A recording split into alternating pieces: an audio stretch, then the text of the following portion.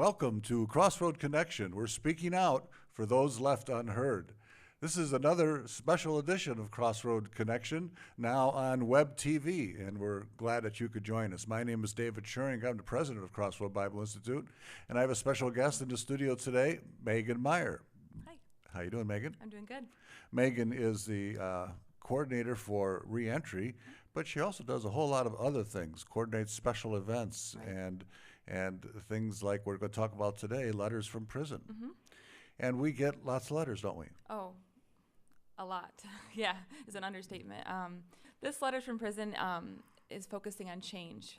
Since it's the new year, I thought we'd focus on that because we get so many letters from students talking about how CBI has changed their lives, how CBI has brought them to Christ. And so you thought it'd be nice to bring in letters that confirm that they're experiencing change. Yeah. Well, I appreciate that. I'm looking forward to you sharing some of these letters because frequently we'll be asked the question, well, how do you know if CBI is doing any good, And have there been any studies or something on it? Well, what folks don't realize is that that's very difficult to have studies done because people get moved around so much. It's very expensive. It would cost hundreds of thousands of dollars.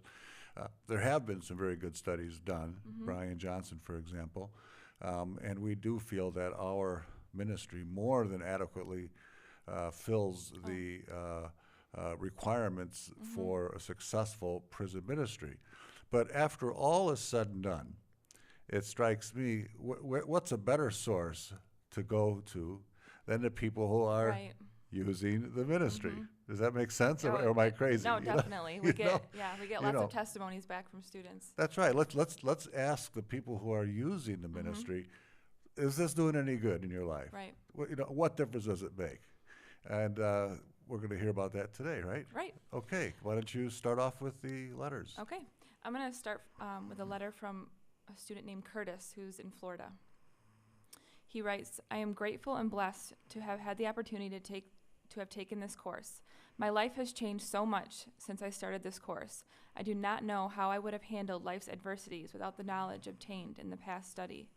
God's timing was just right. I eagerly anticipate the next study and adventure in my life. So looking forward to the next one. Right. And so they don't get tired of them. No. It's not a chore. They're excited. There's several courses that they can continue on. Right. Yeah. Yeah, in fact, last time I looked, we have 10 years of courses for those that want to stick with it. So it is a discipleship experience that's very meaningful and lengthy. Why don't you give us another one? Okay. This is from a student named Danny. He writes, CBI has given me something I never thought possible, a chance to change, a chance at a new life.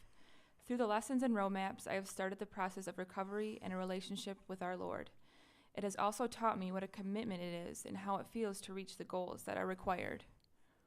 That's an important lesson, isn't it, for many people in prison to learn, probably most of them, and that is to have a goal, to set that goal, and to actually complete it, to achieve it, to finish something that they started, get a certificate, and he seems to have caught the fever in that respect. Yeah.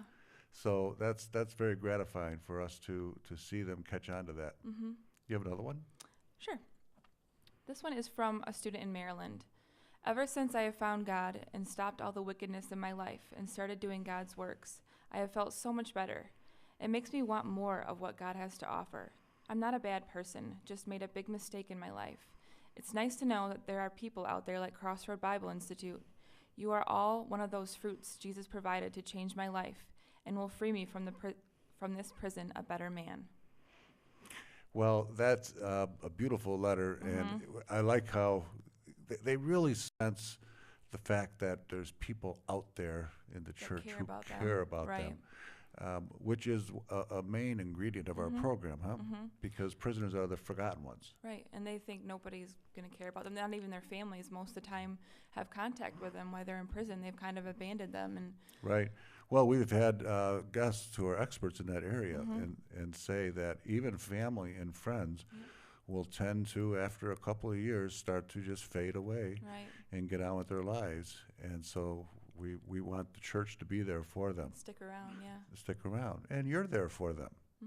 How many years you been with CBI now? 6 years. 6 years. Yeah. Well, that's fantastic. I know. It's Well, gone by you're- fast. It's going by fast. You're Yeah. doing a great job. About Thank half of you. that was as Megan Derby, now it's Megan Meyer. Right. And you have brought us these letters from prison, and it's always a great show, so thank you. Thanks for having me. You bet. Thank you for being with us at Crossroad Connection in a special edition of Letters from Prison. We hope to see you again next week right here